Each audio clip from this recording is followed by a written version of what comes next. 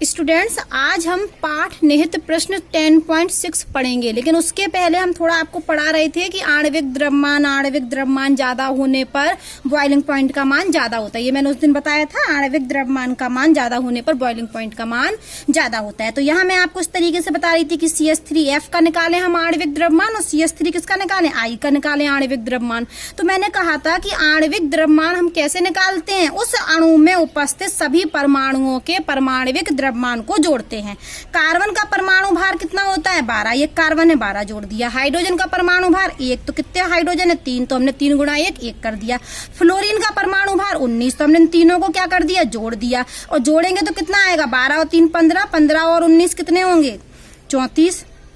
यहाँ जोड़िए, 3 जोड़ा 30 और ये 12 तो 142। ठीक है, अब हम निकालें इसका, मान के चलो CH3Cl का निकालें आणविक द्रव्यमान और CH3 किसका निकाल दें, Br का। तो फिर से C का कितना रखेंगे 12, वो हाइड्रोजन का 3 और क्लोरीन का कितना होता है आप यहाँ याद कर लीजिए, ये MW मतलब मॉलिक्यूलर वेट, मॉलिक्यूलर वेट मतलब आणविक द्रव्यमान, मॉलिक्यूलर मास भी लिख सकते हैं, मॉलिक्यूलर मास मतलब ये द्रव्यमान परमाणु भार। फ्लोरीन का कितना होता है 19, क्लोरीन का कितना होता है 35.5, Br का कितना होता है 80, 79.91 होता है, लेकिन 80 ले लेते हैं। और आयोडीन का कितना होता है 127। ये क्या है, इनके परमाणु भार हैं, द्रव्यमान है, मॉलिक्यूलर मास है। और आणविक द्रव्यमान निकालने के लिए हम परमाणु द्रव्यमान को ही जोड़ते हैं। तो यहाँ C का रखेंगे हम 12, C का कितना रखेंगे 12। फिर हाइड्रोजन का ये कितने हाइड्रोजन 3, तो 3। क्लोरीन का कितना रखें 35.5, इनको आप जोड़ दीजिए। C का फिर से कितना रखा 12, हाइड्रोजन फिर 3 और Br का कितना 80। तो आप यहाँ देखोगे तो 15 और 80 कितने हो गए 95। जब हम इसको जोड़ेंगे तो 15 और 35 कितने हो रहे हैं 50.5, 50.5। तो जब आपने इनका निकाला तो आपने पाया इनका इसका मॉलिक्यूलर मास कितना निकला 34। इसका Cl वाले का कितना निकला 50.5, इसका कितना निकला 95 और इसका कितना निकला 142। ठीक है, तो जब हमने अणुओं के आणविक द्रव्यमान निकाले तो ये इतने निकले। सबसे ज्यादा आणविक द्रव्यमान किसका, इसका। और नियम क्या कहता है, आणविक द्रव्यमान जिसका ज्यादा होगा बॉइलिंग पॉइंट उसका ज्यादा होगा। तो आपको ये परमाणु भार याद करने हैं। इसी आधार पर आज हम एक सवाल करेंगे और वो सवाल क्या है वो सवाल, निम्नलिखित यौगिकों को, यहाँ लिखा है निम्नलिखित यौगिकों को क्वथनांक के बढ़ते हुए क्रम में व्यवस्थित कीजिए। ठीक है, कौन से यौगिक दिए, हम पहला कर रहे हैं ब्रोमोमेथेन। क्या दिया, ब्रोमोमेथेन। तो हमें इनका क्या पता होना चाहिए, सूत्र बना लेते हैं हम, ब्रोमोमेथेन CH3Br। फिर क्या लिखा, ब्रोमोफोम, ब्रोमोफोम मतलब CHBr3। ठीक है, फिर क्या लिखा, क्लोरोमेथेन मतलब CH3Cl। फिर क्या लिखा, डाई ब्रोमोमेथेन, तो मतलब डाई ब्रोमो तो 2 Br2 लगा दें और मेथेन तो CH2 हो गया। तो ये 4 कंपाउंड के नाम दिए थे, ब्रोमोमेथेन, क्लोरोफॉर्म, क्लोरोमेथेन और डाई ब्रोमोमेथेन। तो हमने इनके रासायनिक सूत्र लिख लिए। तो अब हम क्या करें, इनका मॉलिक्यूलर मास निकालें क्या, चलो निकाल ही लेते हैं। नहीं तो लगभग आप समझ लीजिए कि इसमें तो कार्बन का कितना होता है 12 और हाइड्रोजन का ये को Br का कितना होता है 80, Br का कितना होता है 80 और यहाँ पर Br कितने हैं 3 है Br। समझिए बात आप, इसमें देखिए कि यहाँ पर इस कंपाउंड में 1 Br है, यहाँ 3 Br है, यहाँ 2 Br है और यहाँ पर क्या है Cl। और आपको पता है कि Br का परमाणु भार कितना होता है 80, जबकि Cl का क्या होता है 35.5। तो ये तो ज्यादा Cl वाले का तो कम ही आएगा। अगर हम इन दोनों का कंपैरिजन करें, इन दोनों का, तो इसमें भी CH3 ग्रुप, इसमें भी CH3 ग्रुप, और इसमें क्या जोड़ा है Cl और इसमें क्या जोड़ा है Br। तो CH3 का तो 15, क्योंकि कार्बन का 12 और हाइड्रोजन का 3 तो 15 और इसका भी 15। तो यहाँ Br का 80 जोड़ेंगे तो 80 और 15 95 हो रहा है और यहाँ पर 15 और 35 50 हो रहा है। तो इसका लगभग 50 के लगभग निकल रहा है आणविक द्रव्यमान और इसका 95 के लगभग निकल रहा है। तो सबसे पहले तो हम लिख लेंगे CH3Cl, क्योंकि इसका आणविक द्रव्यमान सबसे कम है, इसलिए इसका बॉइलिंग पॉइंट सबसे कम होगा। इसके बाद किसका होगा CH3Br का। और यहाँ पर तो देखिए 2 Br है, इस वाले में 2 है और इसमें 3 है, तो 80 होता है इसका परमाणु भार। तो 2 इसमें तो कितना हो जाएगा, 3 वाले में 8 या 24, 2 को 40 तो इसी का ही हो जाएगा, 2 को 40 इसका होगा, ये हाइड्रोजन का और 12 कार्बन का। तो कितने हो जाएंगे 240 और 13 253। इसका कितना निकलेगा लगभग 253 और इसका 80 दूनी 160 और C का 12 और 14, 160 में 14 जोड़ो तो 174। तो सबसे ज्यादा C का निकल रहा, क्योंकि यहाँ पर 3 Br है, तो ये CH2Br2 का अब होगा इससे ज्यादा, और इससे ज्यादा सबसे ज्यादा होगा CHBr3 का। तो हमने क्या किया, हम जानते हैं कि बॉइलिंग पॉइंट समानुपाती होता है मॉलिक्यूलर मास के, आणविक द्रव्यमान के। तो सबसे ज्यादा आणविक द्रव्यमान इसका है, क्योंकि यहाँ पर Br कितने परमाणु हैं, 3 हैं, और एक Br परमाणु का परमाणविक द्रव्यमान 80 होता है। तो 3 का बहुत ज्यादा होगा, सबके निकालेंगे तो सबसे ज्यादा आणविक द्रव्यमान इसका है, इसलिए इसका बॉइलिंग पॉइंट सबसे ज्यादा होगा। फिर आणविक द्रव्यमान इसका है, इसलिए इसका, और इसका सबसे कम इसका, फिर इसका और ज्यादा, फिर इसका और ज्यादा, फिर इसका और ज्यादा। किस नियम से, इस नियम से, ये नियम है। इस नियम से हमने ये क्या बता दिया, बीपी का बढ़ता क्रम, बीपी बॉइलिंग पॉइंट का बढ़ता क्रम। ये 4 कंपाउंड हमें दिए थे और कहा था इन 4 कंपाउंड को क्वथनांक के बढ़ते हुए क्रम में व्यवस्थित कीजिए। तो हमने, ये आंसर हो गया हमारा। ये 4 कंपाउंड हमें दिए थे और कहा था इन चारों कंपाउंड को क्वथनांक के बढ़ते हुए क्रम में लिखिए। तो हमने क्वथनांक के बढ़ते हुए क्रम में लिख दिया, ये हमारा उत्तर है। कैसे लिखा, हमने इन चारों का मॉलिक्यूलर मास, आणविक द्रव्यमान निकाला, तो जिसका आणविक द्रव्यमान सबसे ज्यादा होगा उसी का क्वथनांक सबसे ज्यादा होगा। अब चौथा सवाल, इसी में दूसरा सवाल देखिए। दूसरे में वो क्या कह रहे हैं, दूसरे सवाल में क्या दिया उन्होंने, 1 क्लोरोप्रोपेन क्या दी है, 1 क्लोरोप्रोपेन। हम फिर से इसका सूत्र बना लेते हैं, 1 क्लोरोप्रोपेन। ये CH3 प्रोपेन है तो 3 कार्बन, ये C और ये CH2, और यहाँ पर हमने जोड़ दिया एक Cl। अब इसकी बैलेंसी कंप्लीट नहीं है, ये CH2 होगा, ठीक है। फिर उनने क्या लिखा, आइसोप्रोपिल क्लोराइड। कौन सी, आइसो में 2 ग्रुप इस तरीके से जुड़े होते हैं एक कार्बन पर, और आइसोप्रोपिल 3 कार्बन है तो प्रोपिल, और आइसो ये ऐसा लग गया तो आइसो, और आइसोप्रोपिल क्लोराइड। तो हम इसमें क्या जोड़ दें, एक बैलेंसी, तो 1 2 3, तो एक हाइड्रोजन भी जोड़ेगा और Cl। अब उनने कहा 1 क्लोरोप्रोपेन, हमने 1 क्लोरोप्रोपेन बना ली। बोले आइसोप्रोपिल क्लोराइड, हमने आइसोप्रोपिल क्लोराइड बना लिया। बोले 1 क्लोरोब्यूटेन, तो ब्यूटेन वाले में क्या होंगे, 4 कार्बन होंगे, CH3 CH2 CH2 फिर CH2 और Cl, ठीक है। ये तीनों कंपाउंड के हमने थोड़ी सी अणुसूत्र लिख लिए, नाम दिए थे हमने, थोड़ा अणुसूत्र लिख लिया। अब हम यहाँ जरा देखें, या इसको कैसे लिख सकते हैं, कितने कार्बन है, 1 2 3, 3 कार्बन है, C3, हाइड्रोजन कितने, 2 2 4 3 7, H7 और Cl।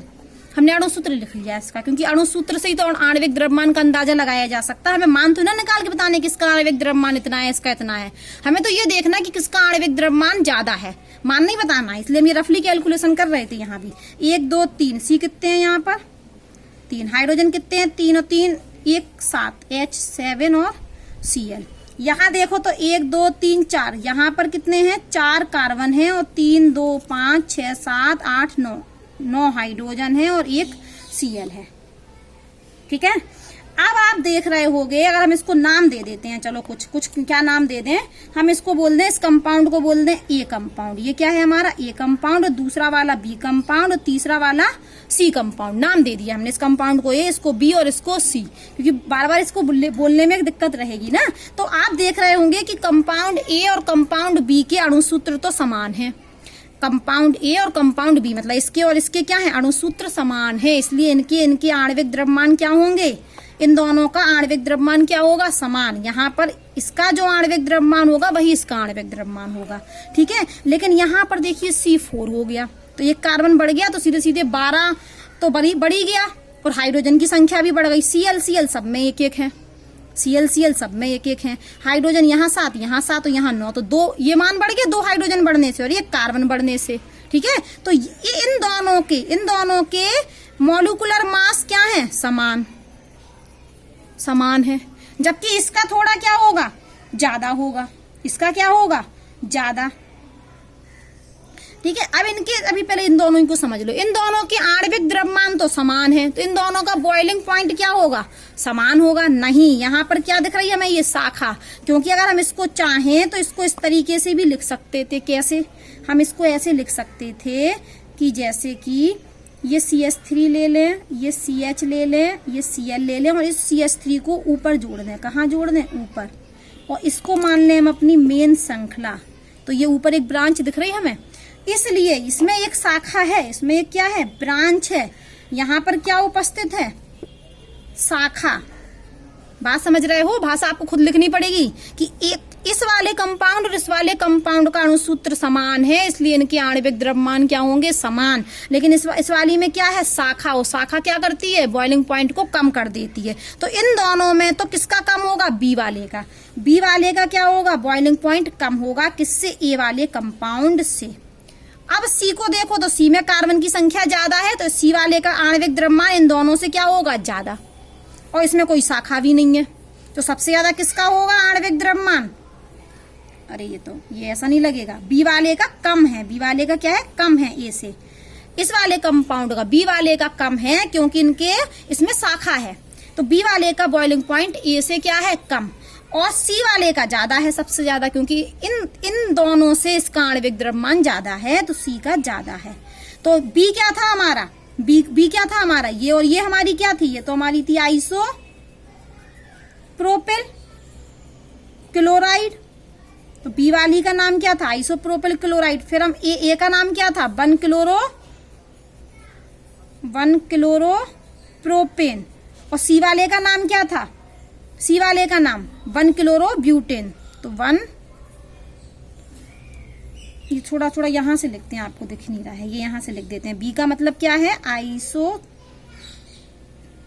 Propyl chloride.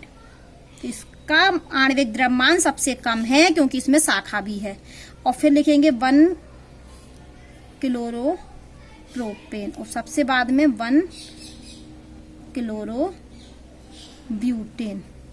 ठीक है, तो इन तीनों में 1 क्लोरोब्यूटेन का बॉइलिंग पॉइंट सबसे ज्यादा है क्योंकि इनका आणविक द्रव्यमान का मान ज्यादा है, क्योंकि यहाँ पर कार्बन की संख्या ज्यादा है। और इन दोनों का आणविक द्रव्यमान तो समान था, लेकिन इस वाली में शाखा थी, इसलिए इसका बॉइलिंग पॉइंट कम हो गया। तो ये क्या है, ये बीपी का बढ़ता क्रम है।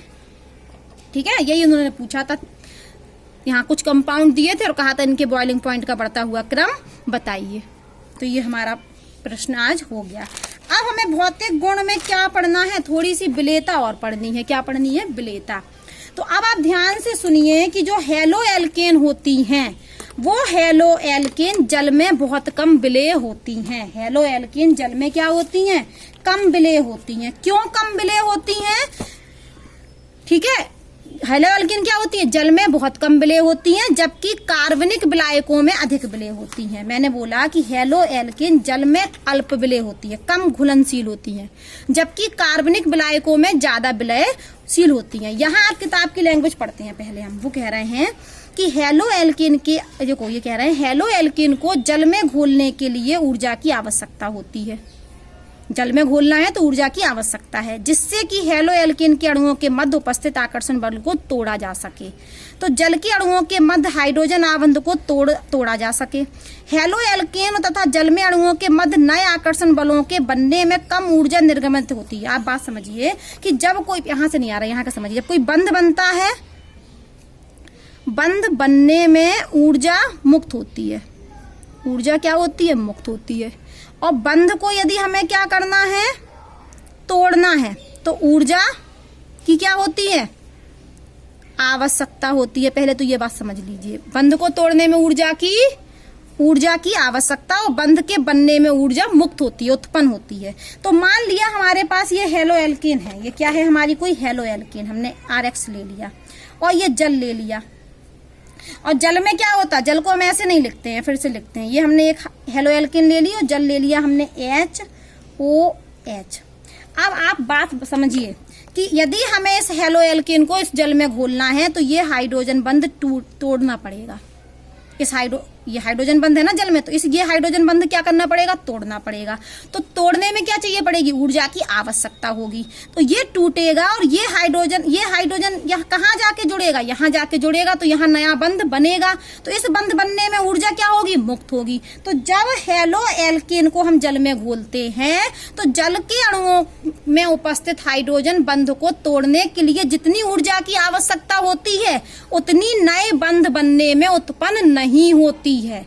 जबकि यदि हम ये फिर से हेलो एल्केन लें और यहाँ पर ये क्या ले लें, कार्बनिक विलायक ले लें, कार्बनिक विलायक ले लें, तो यहाँ पर कार्बनिक विलायक में जो भी बंध है उसको तोड़ने में जितनी ऊर्जा की आवश्यकता है, और यहाँ वो कार्बनिक विलायक जब यहाँ क्रिया करेगा तो के जो नया बंध बनना है उसमें उतनी ही ऊर्जा मुक्त हो जाती है। मतलब हमें जितनी ऊर्जा इसको तोड़ने में चाहिए, नए बंध के बनने में उतनी ऊर्जा क्या हो रही, मुक्त हो रही। तो ये हेलोएल्केन कार्बनिक विलायक में घुल जाती है, जबकि हेलोएल्केन जल में नहीं घुलती, क्योंकि जल में उपस्थित हाइड्रोजन बंध को तोड़ने के लिए जितनी ऊर्जा की आवश्यकता है उतनी नए बंध घुलने पे हेलोएल्केन के साथ हाइड्रोजन जब बंध बनाएगा तो उतनी ऊर्जा मुक्त नहीं होती, और यहाँ पर जितनी ऊर्जा चाहिए हमें उतनी ऊर्जा उत्पन्न भी हो रही है। अब हम इस बात को जरा किताब से पढ़ते हैं कि हेलोएल्केन जल में बहुत अल्प विलेय होते हैं। हेलोएल्केन जल में विलेय नहीं होते, अगर होते भी हैं तो बहुत अल्प विलेय होते हैं।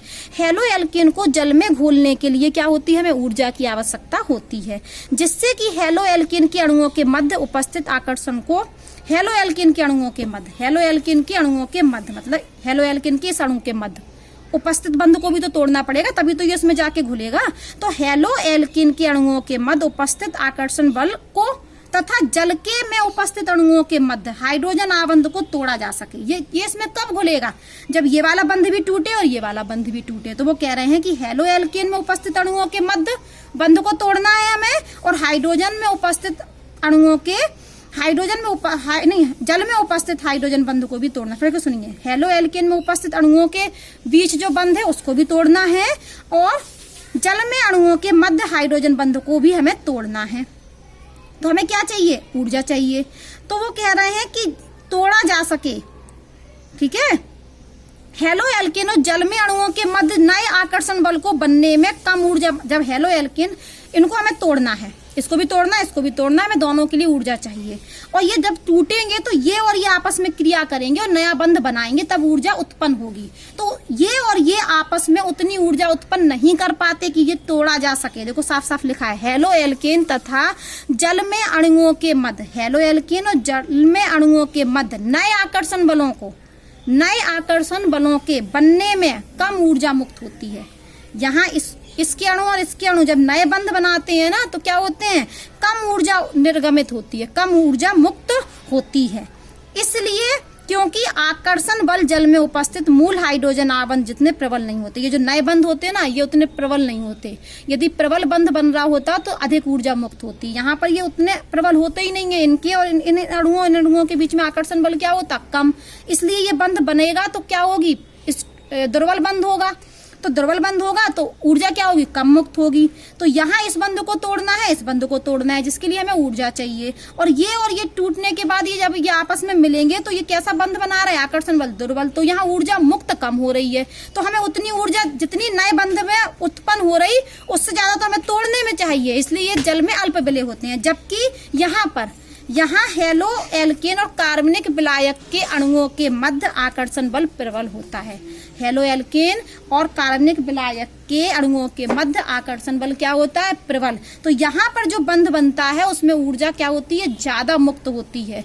उतनी मुक्त होती है कि ये वाला बंध भी टूट जाता है और ये कार्बनिक विलायक के अणुओं के मध्य भी बल टूट जाता है। तो यहाँ लिखा है साफ साफ, हेलोएल्केन तथा जल में अणुओं के मध्य नए आकर्षण बलों के बनने में कम ऊर्जा निर्गमित होती है। किसके कम ऊर्जा निर्गमित कहाँ होती है, हेलोएल्केन और जल के अणुओं के मध्य जब नया आकर्षण बल बनता है उस बंध में क्या होती है, कम ऊर्जा मुक्त होती है। ठीक है, क्योंकि आकर्षण बल जल में उपस्थित मूल हाइड्रोजन आबंध जितने प्रबल नहीं होते। ये आकर्षण बल किसके बीच में, हेलोएल्केन और जल में जो आकर्षण बल होते हैं वो जल में उपस्थित हाइड्रोजन जितने प्रबल नहीं होते हैं। इसलिए जल में हेलोएल्केन बहुत कम विलेय होती है। हालांकि हेलोएल्केन कार्बनिक विलायकों में घुल जाती है। क्यों, क्योंकि हेलोएल्केन और विलायक के अणु, किसके, हेलोएल्केन और विलायक के अणु के मध्य नए अंतराण्विक आकर्षण बलों की सामर्थ्य ज्यादा होती है। हेलोएल्केन और कार्बनिक विलायक में जो नए आकर्षण बल बनते हैं उनकी सामर्थ्य क्या होती है, ज्यादा होती है, जितनी की टूटने वाले अलग अलग हेलोएल्केन और विलायक के अणुओं के मध्य होती है। अलग अलग तोड़ रहे हैं हेलोएल्केन और विलायक को, तो जितनी हेलोएल्केन को तोड़ने में और जितनी कार्बनिक विलायक को हमें तोड़ने में ऊर्जा की आवश्यकता है, उतनी ही नए इन दोनों के बीच नए आकर्षण बल में उत्पन्न हो जाती है, जबकि जल के साथ उतनी नहीं हो पाती है।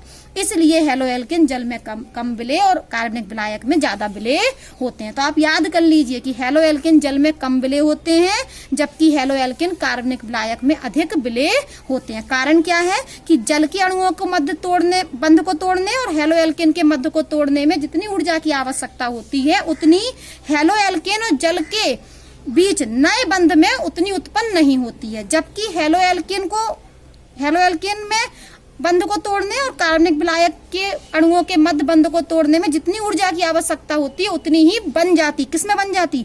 हेलोएल्केन और कार्बनिक विलायकों के नए आकर्षण बल में उतनी ही ऊर्जा होती। सामर्थ्य क्या होती है आकर्षण बल में? ज्यादा। जितना ज्यादा आकर्षण बल होगा उतना ही प्रबल बंध बनेगा, और जितना प्रबल बंध होगा उतनी ज्यादा ऊर्जा मुक्त होगी। जितना कम आकर्षण बल होगा उतना ही दुर्बल बंध बनेगा, और जितना दुर्बल बल होगा उतनी ही कम ऊर्जा मुक्त होगी। तो इसका मतलब क्या निकला कि हेलोएल्केन और जल के बीच जो बंध बनता है वो दुर्बल होता है, इसलिए ऊर्जा क्या होती है? कम उत्पन्न होती है। और कम उत्पन्न होती है तो ये जितनी उतनी नहीं हो पाती जितनी ने तोड़ने में चाहिए, इसलिए विलय नहीं होते हैं। और यहाँ पर हेलोएल्केन और कार्बनिक विलायक में प्रबल बंध बनता है।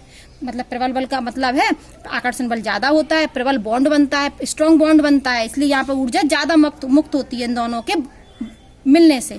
तो इसलिए इनको जितनी ऊर्जा ज्यादा मुक्त होती है तो तोड़ने के लिए हमें सफिशिएंट ऊर्जा मिल जाती है। यहाँ भी टूट जाता बंध, यहाँ भी टूट जाता है।